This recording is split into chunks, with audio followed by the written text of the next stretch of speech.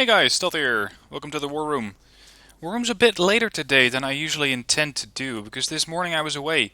And this morning I was away to my grandparents. They are pretty old, but they're still alive. And they are currently 95 and 93, so really happy to still have them around.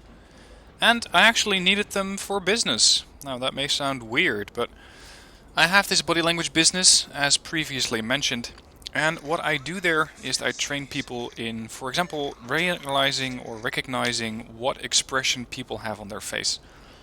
And in order to do that for a target audience of geriatric professionals, which is the care specifically for elderly people, I needed to get pictures of expressions of elderly people.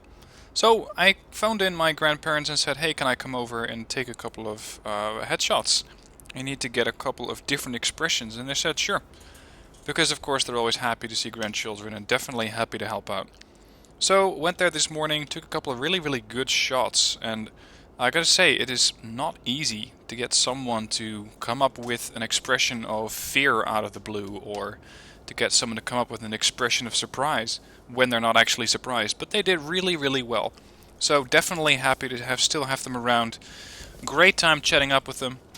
My grandfather used to be in the Navy, Dutch Navy of course, and he always has some great stories about that, about something that he encountered, something that happened, and it's always good fun listening to these grandpa tell me stories. Definitely a lot of fun. Anyway, that's why this War Room is a bit later. Now, this week we're going to be seeing the release of the new Wargame packs. At least that is the news that came in from Eugen. The exact date, I'm not sure if I'm allowed to reveal that, so I'm not going to, but it is going to be this week. That much I can tell you. And that means that for the following days, I'll probably be getting access, a bit of early access to these nation packs.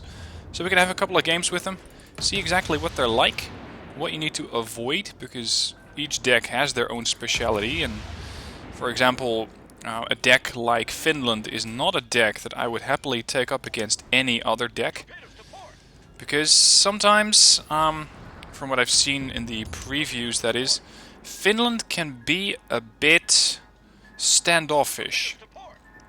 And I mean that not in a sense that they're a bad nation, but more along the lines that they may not always have the tools that they need to keep the enemy at range. They don't have any standoff tanks.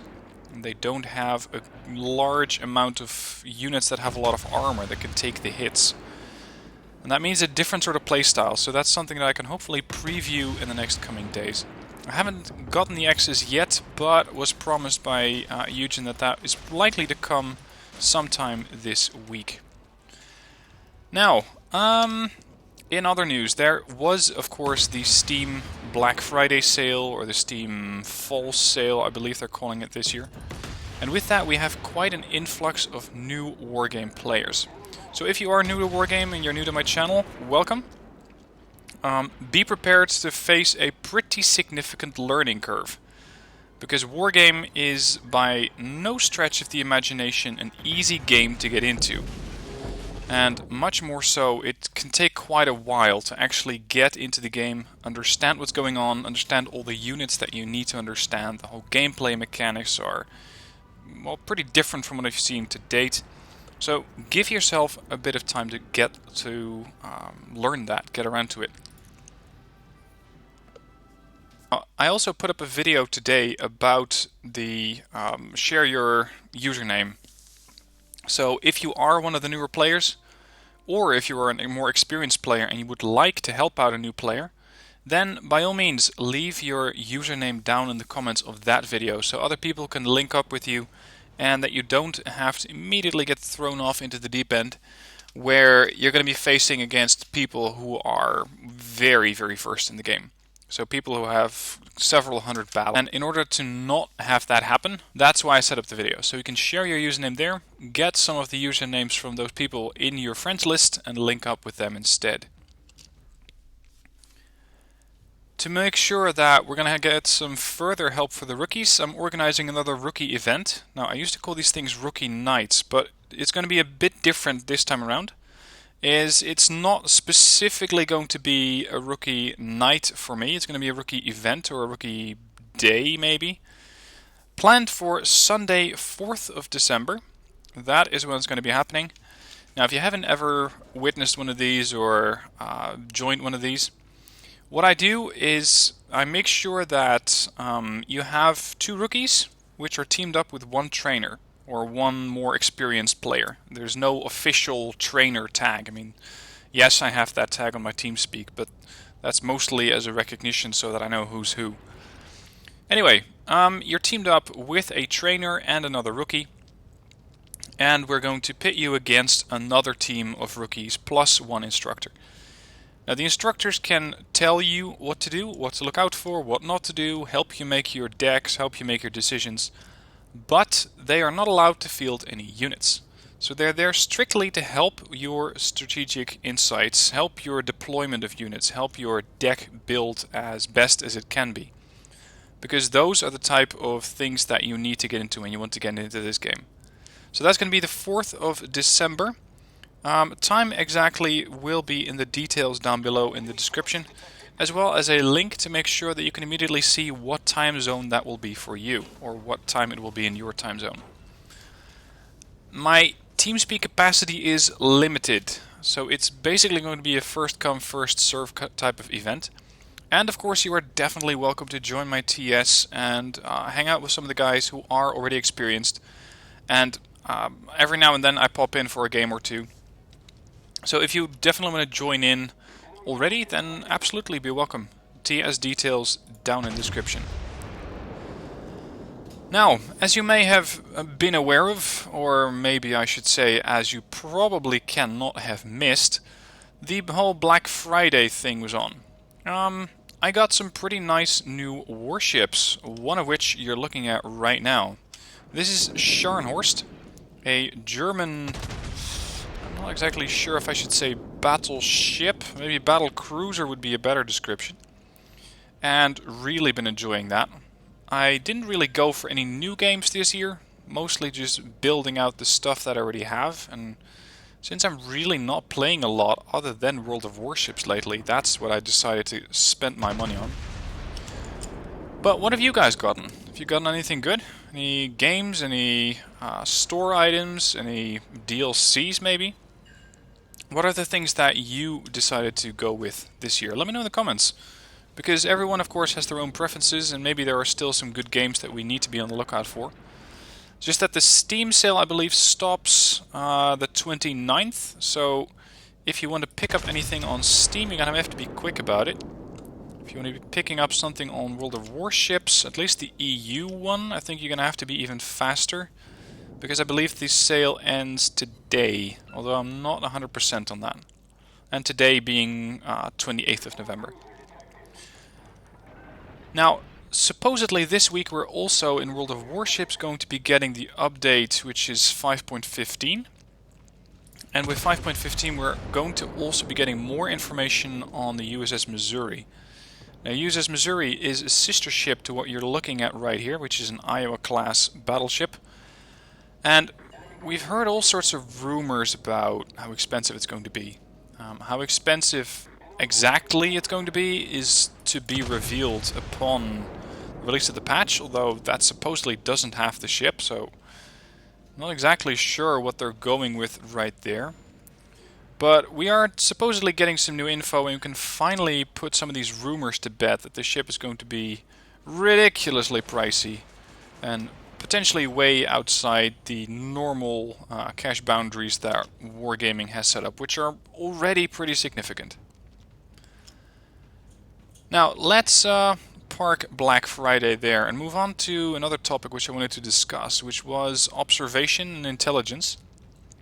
And in the sense that I went to see a movie Snowden last week, and I gotta say, it was, I'm not gonna say it was as bad as I expected, and I don't mean the movie, I mean the movie was great, but the whole observation of citizens by NSA, CIA, and other intelligence agencies.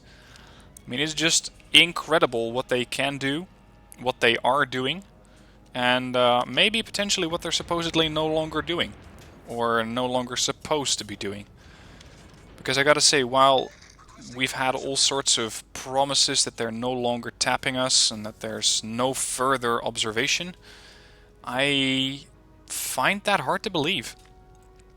I mean, as some of these people who were in the movie said, that it is just so easy to tap people because there's very little oversight.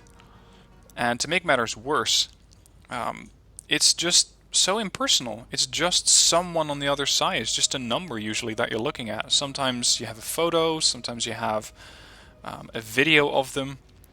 But more often than not, it's just someone that you're wiretapping, or just basically not even wiretapping, but sending out a large drag net, as I believe they phrased it. Which basically means that they're not tapping one specific person, but they're basically tapping everyone. Everyone who happens to be in contact with someone who may be of interest to the intelligence agencies. And I thought that the movie and the whole concept of intelligence gathering in that sense brought up a really interesting point. Because on the one hand, you have the feeling of, okay, this is private information, this is privacy, this is not entitled to anyone else. Why would they be tapping people who have nothing to hide? And of course, there is the whole argument of, hey, I have nothing to hide, so you can tap me all you want. Well, that's something I don't really agree with. I mean, you always have something to hide. There are always parts of either your personality, your bank account, your history, something that you're not specifically proud of. So that is not something that you would want to have out in the open. And the further point was made that the NSA, for example, didn't just tap the one person that they thought was of interest, but they also tapped the persons that that person was in touch with. So practically that would look like you are being tapped, for example, because you are perceived as some sort of risk. Instead, they're not just tapping you, they are also looking out for your family. They're tapping your sister, brother, and yet another layer around that.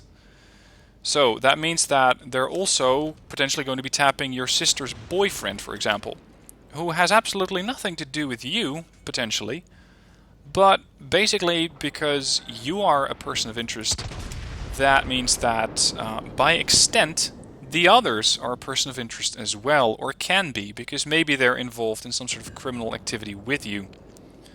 And that's, of course, where everything becomes a really slippery slope. And when do you decide where to stop? And maybe that's a moot point. I mean, do you even need to stop? Because by the theory of, I believe, 6 degrees of separation, if you take 6 connection steps from anyone, you can reach anyone on the planet. Now, this, I believe, is not 100% true, but the theory stands that by 6 degrees of separation, so you know someone, let's say you know your sister knows someone else, and that someone else knows, I don't know, President Obama, for as long as he's still president. And that is the degrees, or that is the theory of 6 degrees of separation. So you have a connection to basically anyone else on the planet by 6 degrees. And I gotta say, this is not looking good for my new Scharnhorst. At all. Well, I survived, there's that. The 6 degrees of separation theory means that you basically don't even have to wiretap everyone, because if you're going with that system of, well, I'm not only tapping you, but I'm also tapping 2 or 3 others around you, then that means that you're potentially tapping the whole planet. As they said that for the one person that is actually being monitored, 2.5 million others were being watched. That's a lot of people. Just imagine the type of data processing that's involved there. It's just incredible, the amount of data that they're gathering, that they're processing. So there is a lot going on there, and especially a lot that we don't know about. Now, I haven't exactly become entirely, how should you put that?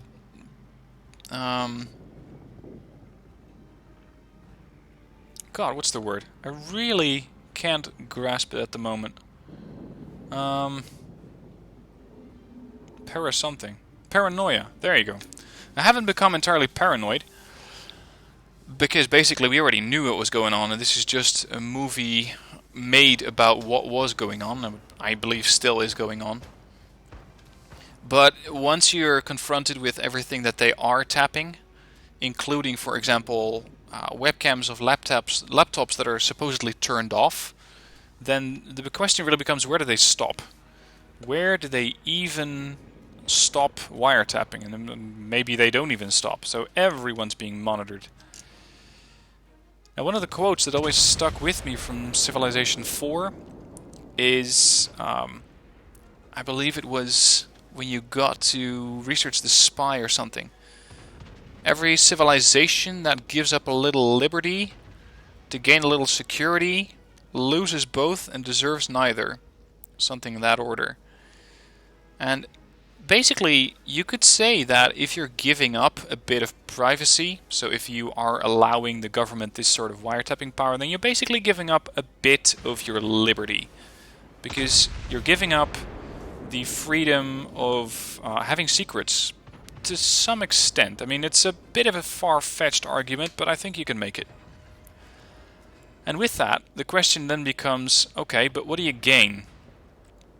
Because at what point do you start imposing thought police, or do you think, well, this guy has all the, let's say, all the symptoms of being a bad guy.